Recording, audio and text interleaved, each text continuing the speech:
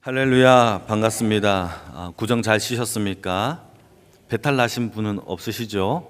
오늘은 출애굽기 10장의 말씀을 통해서 그곳에는 빛이 있었다라는 제목으로 주의 말씀을 증거하겠습니다. 우리는 애굽 땅에 내려진 10가지 재앙을 살펴보고 있는데 오늘은 9번째 재앙인 흑암 재앙에 대해서 살펴보겠습니다.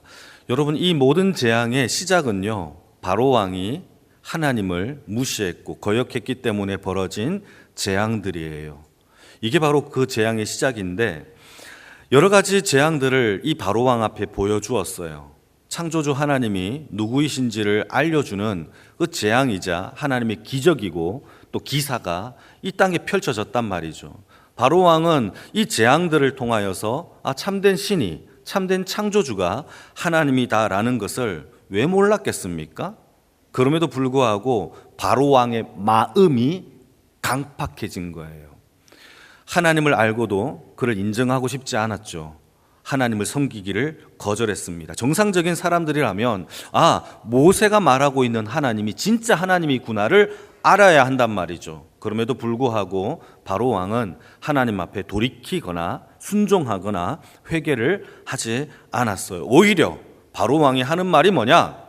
하나님 앞에 타협을 제시해요. 여러분, 우리가 지금까지 타협을 여러 가지를 봤는데 처음에는 애굽 땅에서 제사를 지내라, 이렇게 타협을 제시합니다. 이것도 거절되자 두 번째는 너무 멀리 가지 말고 여기 근처에서 제사를 드려라 라고 얘기를 해요. 이것도 거절되죠. 그러니까 어른들만 가라, 아이들은 놔둬라 라고 또 제안을 합니다. 이것도 거절되자 오늘 본문에 뭐라고 얘기하느냐? 그래, 아이들은 데리고 가라, 대신 재물들은 놔둬라 라고, 다시 말해서 가축들은 놔둬라 라고 얘기를 하는 거예요. 여러분, 재물 없이 어떻게 광야에서 하나님께 제사를 드리겠습니까? 이 이야기를 모세가 바로왕에게 하는 겁니다. 여러분, 세상은요, 신자들에게 집요하게 타협을 제시합니다. 한 번으로 끝내는 게 아니에요. 우리가 굴복할 때까지 이기느냐 사느냐, 이것이 문제일 만큼 타협은 우리가 죽을 때까지 달콤한 제안으로 다가온단 말이죠. 여러분, 재물 없이 가축 없이 어떻게 하나님 앞에 광야로 가서 제사를 드리겠습니까? 이것도 거절을 합니다. 그러자 이 바로왕이 화가 나요. 머리 끝까지 화가 나와서 여러분 28절 말씀을 한번 볼까요? 28절에 이렇게 말을 합니다. 같이 읽겠습니다. 시작. 바로가 모세에게 이르되 너는 나를 떠나가고 스스로 삼가 다시 내 얼굴을 보지 말라. 네가 내 얼굴을 보는 날에는 죽으리라. 너는 스스로 이제 나한테 오지 마라 라고 얘기를 해요. 여러분, 이 본문만 보면은 마치 모세가 스스로 바로왕을 찾아간 것처럼 보인단 말이죠. 그런데 24절 본문을 보게 되면 내용은 달라요. 바로왕이 급한 마음에 이 모세를 불러서 모세가 바로왕 앞에 선 거예요. 그 누가 누구를 먼저 찾았느냐? 바로왕이 모세를 먼저 찾아서 온 거예요. 제가 읽겠습니다. 바로가 모세를 불러서 이르되 너희는 가서 라고 얘기하니까 바로왕이 모세를 불렀단 말이죠. 여러분, 이것이 세상의 하나님을 대하는 방법이에요. 다시, 이렇게 하나님을 먼저 찾는 것처럼 보이는 것이 세상이 하나님을 대하는 방식이라고요. 자기에게 문제가 터지거나 어려운 일이 터지면 제일 먼저 급하게 하나님을 찾다가 그것을 또 이루면 하나님을 떠나고, 그것이 안 되면 하나님을 원망하는 것이 세상의 모습이에요. 마치 물고기가 이 미끼를 물어서 살아나려고 발부둥을 치는 것처럼 그렇게 발부둥을 쳐요. 그러다가 자기 뜻대로, 자기 목적대로, 자기의 의미대로 이루어지지 않으면 이걸 수긍하는 게 아니라 이게 아닌가 보다 하고 끝내는 것이 아니라 오히려 찾은 그 하나님을 원망하는 것이 세상이 하나님을 대하는 방식이에요. 내가 두 번 다시 하나님을 믿나 봐라. 내가 두 번 다시 기도하나 봐라. 내가 다시는 교회를 안 간다 라고 하는 것이 세상이 하나님을 대하는 방식이에요. 여러분, 우리는 이것을 깨달아야 합니다. 사실 바로왕의 입장에서 생각을 해보면 이런 생각도 들어요. 모세가 이 바로왕을 찾아오기 전까지만 해도 바로왕의 입장에서는요, 히브리인들을 노예로 삼았고 국고성을 만들었고 또 벽돌을 지었고 또 뿐만 아니라 농사의 여러 가지 일들을 여러 가지 이렇게 노예로 잘 부려 먹었습니다. 그러니까 바로 왕의 입장에서는요, 모세가 오기 전까지는 행복했어요. 그런데 바로 앞에 모세가 와서 아론과 함께 하나님의 명령이라고 하면서 내 백성을 보내라 라고 하는 그 말을 듣는 순간부터 바로 왕은요, 입장이 달라지죠. 금방지게 내가 왕인데 네가 나한테 명령을 내? 여러분 충분히 이해가 되는 그런 사안이잖아요. 금방지네? 그런 마음이 들 수 있고, 더 황당한 것은 거절을 하니까 하나님께서 여러 가지 재앙으로 치는 겁니다. 피재앙, 이재앙, 개구리 재앙, 우박 재앙, 메뚜기 재앙, 여러분 이런 재앙들로 막 치니까 바로 왕의 입장에서 생각해 보게 되면 그 모세가 얼마나 미웠겠습니까? 저놈만 아니면은 나는 행복한데 저놈 때문에 내가 너무나 힘들다라고 생각할 수가 있단 말이죠. 심지어 나에게, 내가 절대 주권자인데 나에게 명령을 하네. 내 백성을 보내라. 이거 올 때마다 그렇게 내 백성을 보내라 라고 하니까 얼마나 자존심도 상했겠습니까? 그러니까 28절의 말씀이 이해가 돼요. 너는 두 번 다시 나한테 오지 마. 내가 너 보는 날은 죽일 거야. 분노가 폭발하는 것이죠. 근데 한 가지 알아야 될 사실이 하나 있죠. 그게 뭐냐? 어리석은 자들은 자기의 잘못과 허물을요, 도무지 인정하지 않아요. 이거 중요합니다. 여러분, 지혜로운 사람과 어리석은 자의 차이가 뭐냐? 자기의 잘못을요, 인정하지 않는 자들의 모든 모습은요, 어리석은 자들의 모습이에요. 애굽 땅에 내려진 이 재앙이, 질문 던지겠습니다. 모세 때문에 벌어진 건가요? 이 바로 왕의 거역 때문에 일어난 일인가요? 이 바로 왕의 거역 때문이잖아요. 그럼에도 불구하고 그것을요, 이 모세 탓을 하고 있고 하나님 탓을 하고 있는 것이 이 바로 왕의 모습이에요. 어리석은 자들은요, 자기 탓 안 합니다. 절대 안 해요. 허물을 지적하면요, 그 사람은 적지고 돌아서지, 내 잘못이다 라고 허물을 인정하지 않아요. 관계를 끊어버리고 두 번 다시 안 보려고 하지, 내 잘못입니다 라고 회개하지 않아요. 여러분, 이게 어리석은 자예요. 이건 제 말이 아닙니다. 잠언서 12장 말씀을 제가 읽어드릴게요. 어리석은 자들은 자기 행위를요, 늘 옳은 줄로 여기나 그러나 지혜로운 사람들은 다른 사람들의 권면을 듣느니라 라고 되어 있어요. 여러분, 우리에게 닥쳐진 모든 환난과 아픔과 문제들을 남 탓으로 하지 말고 아버지 앞에 자기를 들여다볼 수 있는 성숙한 신앙인이 되어지기를 축복합니다. 이게 중요한 얘기예요. 여러분, 우리가 자기 생각만 주장하고 자기 뜻만 주장한다면 여러분, 이거는 아니에요.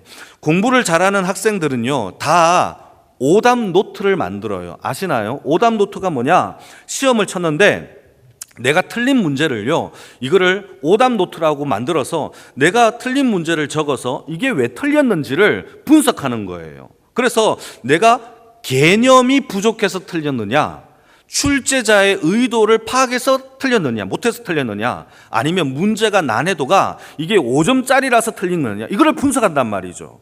그렇게 해서 왜 틀리는지를 자기를 스스로 성찰하고 다음 시험에는 내가 맞춰야 되겠다라고 이렇게 해 나간단 말이에요. 한낱 시험도 하나의 더 문제를 맞추기 위하여 오답 노트를 만들어서 자신을 성찰하는데, 하나님의 나라에 들어갈 하나님의 백성들이 신앙의 오답 노트가 없어요. 내가 왜 하나님 앞에 무너졌는지, 내가 왜 실패하는지, 내가 하나님 앞에 무엇 때문에 이렇게 무너지고 있는지에 대한 오답 노트가 없단 말이에요. 여러분, 분석해야 됩니다. 여러분, 영혼을 다스리는 주의 백성들이 그거 하지 않고 어떻게 하겠습니까? 누구나 실수를 해요. 누구나 무너질 수 있어요. 허물이 없는 사람이 누가 있겠어요? 저도 있어요. 여러분들 다 있어요. 이게 중요한 게 아니래요. 넘어져도 다시 일어나는 게 더 중요한 것처럼 우리의 인생 가운데 우리가 반성하고 돌이키며 두 번 다시 반복하지 않을 이 죄에 대하여 회개할 수 있는 성찰하는 주의 인생이 되어지기를 축복합니다. 말씀을 비추어서 리플렉션, 나를 들여다봐야 돼요. 그래야만 나 자신을 분석할 수가 있단 말이죠. 그리고 만약에 여러분, 한 가지 질문을 던져보겠습니다. 만약에 바로 왕의 제안, 오늘 제안, 가축 없이 너희들은 어른들하고 애들만 가라, 이것도 얼마나 땡큐입니까? 그렇게 해서 그 제안을 받아들이고 나갔다면 과연 안전하게 애굽을 탈출할 수 있을까요? 없을까요? 있을까요? 없을까요? 없어요. 이게 성경에서 나와요. 왜 없느냐? 여러분, 마지막 재앙이 장자의 죽음이거든요. 장자의 죽음은요, 애굽 왕의 아들로부터 노예의 아들에 이르기까지 모든 그 집안에 있는 장자들은 다 죽임을 당하는 하나님의 진노와 재앙이 펼쳐졌어요. 이때 바로 왕이 자기 아들이 죽으니까 얼마나 두려웠겠습니까? 두려운 마음에, 급한 마음에 이 이스라엘 백성들 다 내쫓아냅니다. 다 나가라! 무조건 나가라! 라고 얘기를 해요. 그러면서 모든 재물과 가축과 옷까지 다 주워가면서 내보내요. 그것도 잠시 생각을 해보니까 후회가 되는 거예요. 바로 왕이 다시 마음이 강박해지고는요, 어떻게 행동을 하느냐?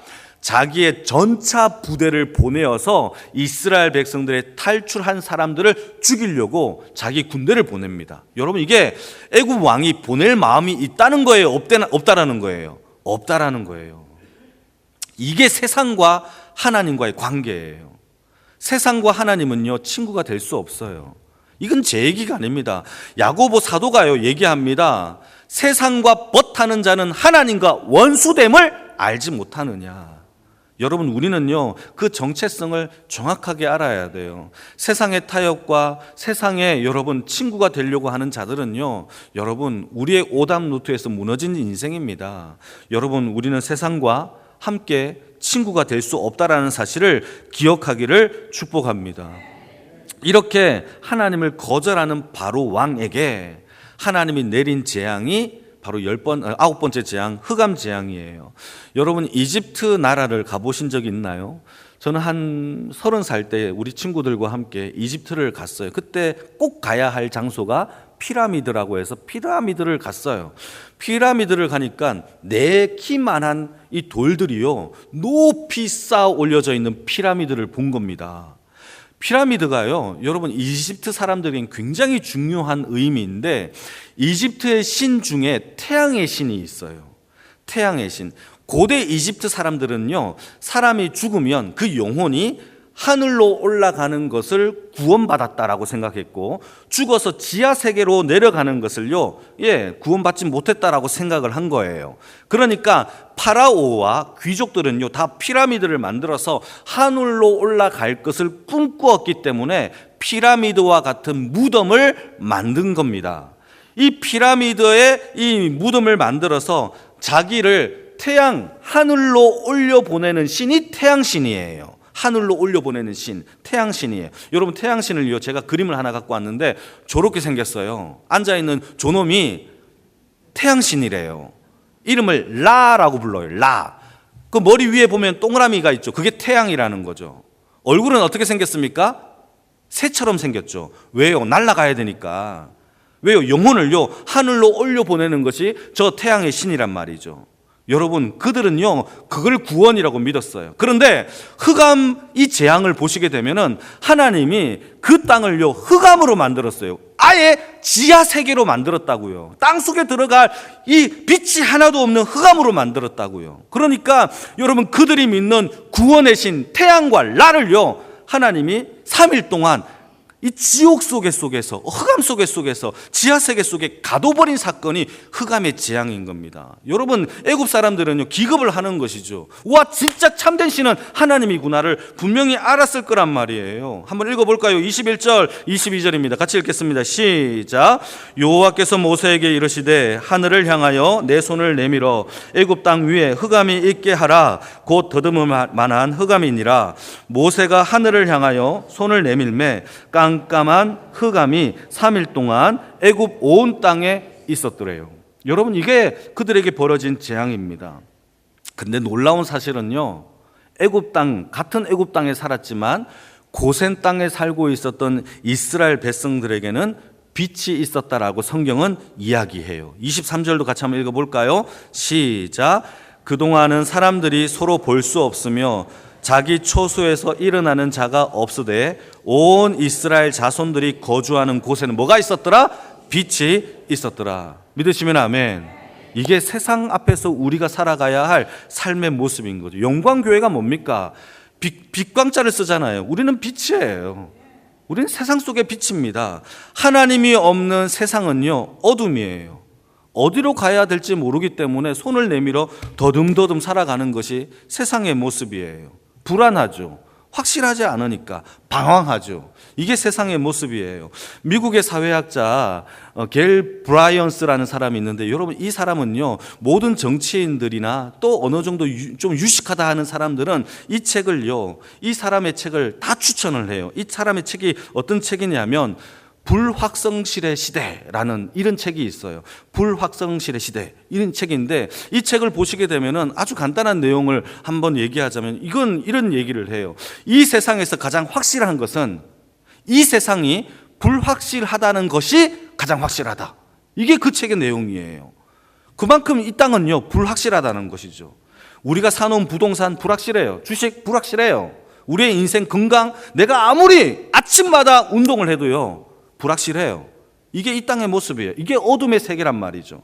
그러나 여러분, 그것과 상관없이 우리가 살아가는 이 땅에는 하나님의 빛이 있는 주의 백성으로 살기를 축복합니다. 그게 모습이죠. 전도서에 보게 되면 솔로몬도 얘기합니다. 뭐라고 얘기하느냐? 헛되고 헛되고 헛되고 헛되니 모든 것이 헛되도다. 이 솔로몬이 얘기한 거예요. 솔로몬이 어떤 사람이냐? 솔로몬이요, 이스라엘의 왕이에요. 권력이 있었어요. 다윗이 모아놓은 모든 재산이 돈이 가장 부유했던 사람이 누구냐? 솔로몬이에요. 돈도 많았어요. 부귀영화를 누리고 있었죠. 그래서요, 금이 얼마나 많았는지 온 성전을요, 금으로 다 칠했어요. 뿐만 아니라 하나님께 간구해서 전무후무한 지혜를 그가 가지고 있었거든요. 그러니까 그는요, 권력과 또 부귀영화와 지혜가 있었던 왕으로서 그가 그렇게 살아보니 그가 삶의 결론으로 내린 것이 헛되고 헛되고 헛되고 헛되니 모든 것이 헛되다. 그게 그의 인생의 결론이에요.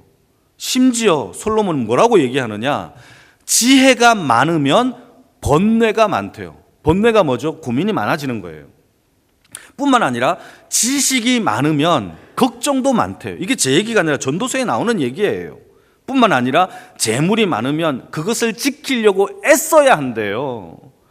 해 아래 모든 것이 수고롭대요. 이게 솔로몬의 이야기입니다. 그러면서 하는 말이, 그 중에서 내가 한 가지를 발견했는데, 한 가지 결코 헛되지 않은 것이 하나 있다. 그게 뭐냐? 전도서 12장 13절인데요. 같이 한번 읽어볼까요? 시작. 일의 결국을 다 들었으니 하나님을 경외하고 그의 명령을 지킬지어다. 이것이 모든 사람들의 본분이니라. 뭘 얘기하죠? 하나님의 말씀을 지키는 것만이 영원하대요. 돈도 권력도 힘도 여러분 모든 것 다 안개와 같이 사라질 거예요. 그러나 여러분, 영원한 것은요, 하나밖에 없어요. 하나님의 말씀인 줄 믿으시기를 축복합니다. 그 말씀을 사랑하고 그 말씀을 지키는 자는 영원한 하나님의 나라가 우리의 삶 가운데 이미 약속되어진 줄로 믿으시길 바랍니다. 시편 119편 105절 말씀에도 우리가 다 아는 구절이에요. 같이 한번 읽어볼까요? 시작. 주의 말씀은 내 발의 등이요 내 길의 빛이니라. 여러분, 말씀만이 우리의 빛이 되시는 줄 믿으시길 축복합니다. 여러분, 다시 한번 저를 다 보세요. 여러분, 세상이 불안하고 걱정이 되고 어디로 가야 될지 모를 때에 말씀을 보세요. 하나님의 말씀에 길이 있고 빛이 있는 줄 믿으시길 바랍니다. 저를 보면 안 돼요.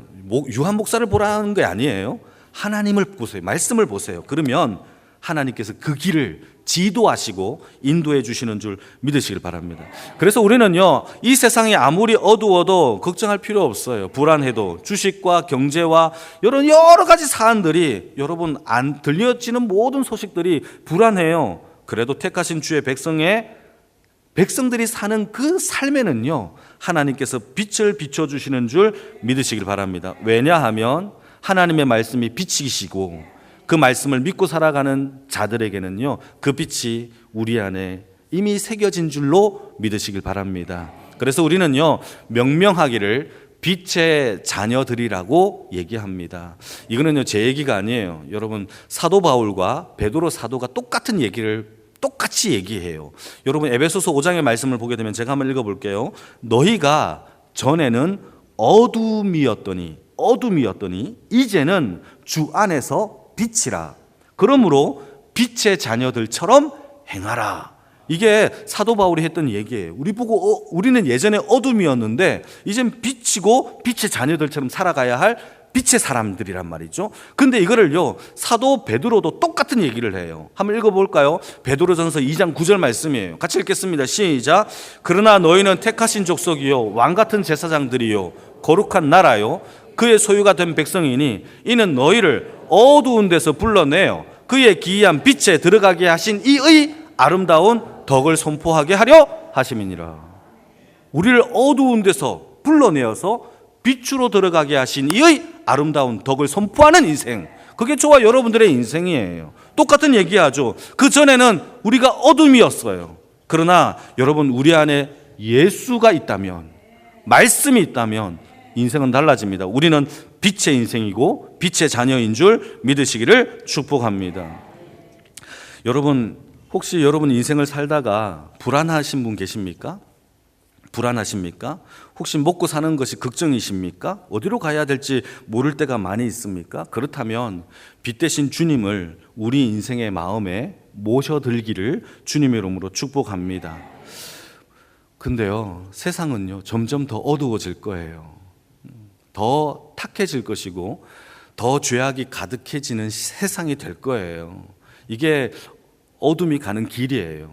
어쩌면 예전보다 도덕적으로 무너지고 사랑이 무너지고 뿐만 아니라 상식이 통하지 않는 시대가 앞으로 가면 앞으로 갈수록 더 심해질 겁니다. 우리 아이들은 하나님의 말씀을 보는 시간, 찬양을 듣는 시간보다 세상의 음악과 세상의 어떤 이야기들을 듣는 시간이 더 많아지는 그런 시대가 될 거예요. 그렇기 때문에 어째 보면은 전망이 어두울 수 있죠.